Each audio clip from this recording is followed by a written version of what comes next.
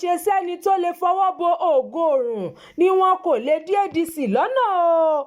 Aregbesola fèsì bí kóòtù ṣe sún ìgbẹ́jọ́ síwájú.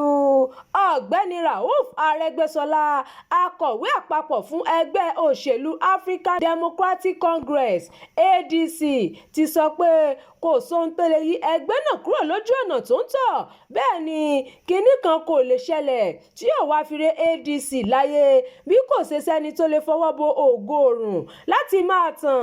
Bẹ́ẹ̀ náà ni wọn kò lè dí ADC lọ́nà o. Aregbesola sọ èyí níbi ìpàdé àpapọ̀ ẹgbẹ́ náà tí wọ́n ṣe láìwo ti gbogbo ìpèníjà tó ń kojú wọn lọ́wọ́lọ́wọ́. Ó fi kún un pé òfin orílẹ̀-èdè Nàìjíríà làwọn ń tẹ̀lé.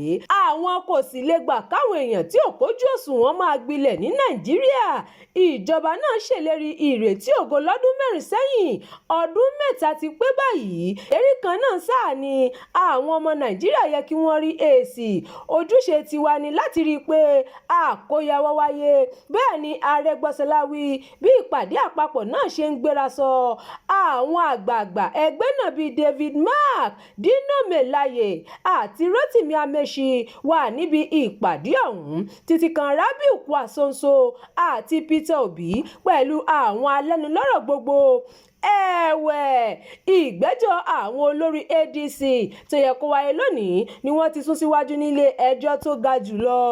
Ọjọ́ 22 oṣù kẹrin ọdún 2026 ni kóòtù sún sí ẹjọ́ náà tí igun David Mark pè ní ìgbìmọ̀ ìdájọ́ ẹlẹ́ni 5 tí adájọ́ Muhammad Garuba léwájú sún síwájú. Adájọ́ Garuba ló fi ààyè gba ìgbẹ́jọ́ náà láti má ṣe pẹ́ ju ọ̀sẹ̀ kan lọ, sún sí Ọjọ́rú tó ń bọ̀. Ẹ ṣeun tẹ́ ń tẹ́sí sí ìkànnì yìí. Ẹ máa bá wa pín ká kí ẹ sì fi èròǹgbà yín sí abala àríwísí.